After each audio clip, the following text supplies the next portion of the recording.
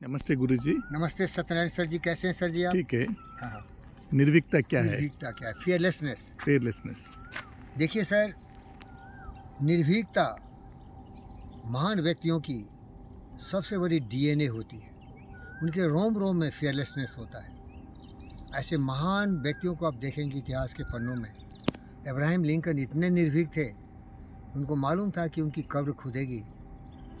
वो नेग्रोज को, ब्लैक्स को वाइट के साथ बराबर का अधिकार देने की बात सोचे थे, जिसे हम बोलते हैं इमेंसिपेशन प्रोक्लेमेशन, एबॉलिश्ड स्लेवरी। और अमेरिका का नॉर्थ और साउथ सिविल वॉर हो गया। साउथ वाले हजारों की संख्या में जानवरों की तरह काले चमड़ी वाले भाइयों बहनों को गुलाम बना के रखते थे, जानवरों की तरह। लेकिन इनकी माँ की प्रेरणा से इब्राहिम उसको अपनी तरह समझते थे। All man are created equal, जितने भी मनुष्य हैं सभी बराबर हैं। उसकी पहचान उसकी चमड़ी से नहीं, उनके विचारों से होनी चाहिए, उनके ज्ञान और बुद्धि से होनी चाहिए, ये सिद्धांत था। और उन्होंने क्या किया, जानते हुए कि ये उनके जीवन के लिए बहुत ही संकटमय घड़ी होगा और इनका जीवन का अंत भी होगा, उन्होंने कर दिया, कॉन्स्टिट्यूशन में सुधार कर दिया, इमेंसिपेशन प्रोक्लेमेशन।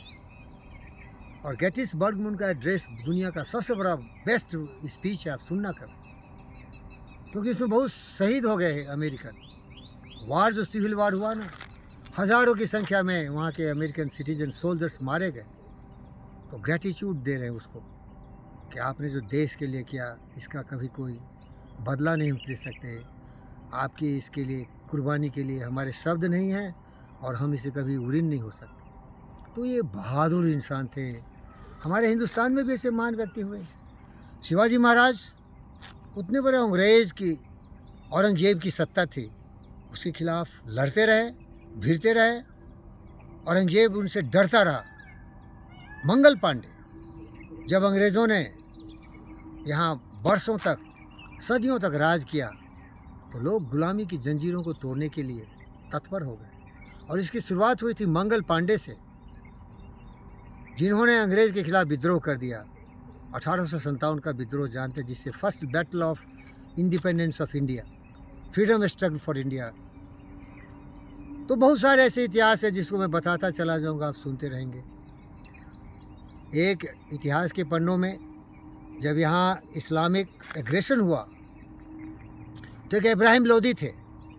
वो इस्लाम को मानने वाले थे, लेकिन मराठा के कमांडर इन चीफ थे।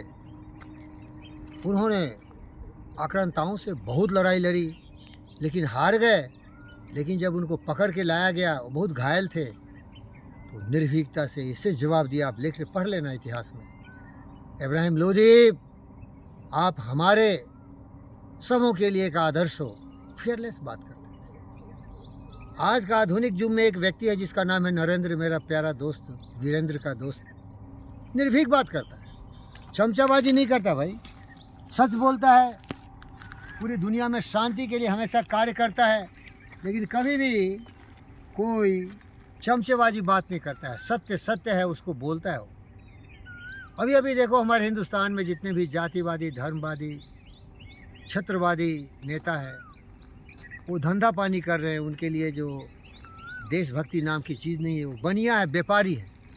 यही उनका पेशा है, जिससे कि अपने वंश के जितने भी बाल बच्चे होते हैं, अब गिना दूंगा तो आप गिन सकते हो।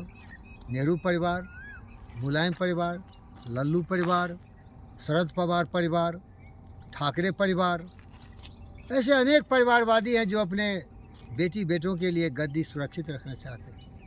और मोदी जैसे ईमानदार, वफादार, जो एक महान व्यक्ति की छवि वाला है, शिवाजी की छवि वाला, महाराणा प्रताप की छवि वाला, भगत सिंह, चंद्रशेखर आज़ाद, सुभाष बोस की छवि वाला व्यक्ति, उसके खिलाफ तरह तरह की गालियाँ दे रहे हैं, उल्टे पुल्टे शब्द कर रहे हैं। यहाँ तक कि फारूक अब्दुल्ला परिवार, और वो एक लेडी है, क्या नाम है उसका, महबूबा मुफ्ती परिवार, ममता परिवार, ये सारे वंशवादियों के लिए एक बहुत बड़ा संकट मोदी खड़ा हो गया।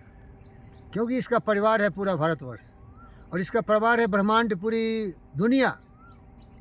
वसुधैव कुटुम्बकम आत्मसर्वभूतेषु सर्वभूतेषु सुखिनः, ये हमारा मूलभूत सिद्धांत है हमारे भारतीय प्राचीन सभ्यता संस्कृति का। उसका सबसे बड़ा ये फ्लैग बियरर है, झंडा लेके चला है।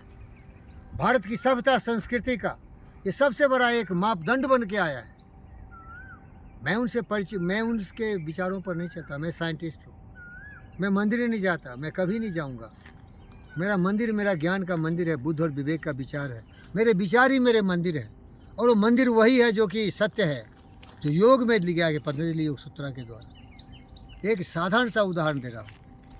ये अब्दुल्ला और जितने भी गद्दार देश के दुश्मन है, अपने परिवार के लिए जीते हैं, उनको प्रधानमंत्री और उनको मुख्यमंत्री बनाना चाहते हैं।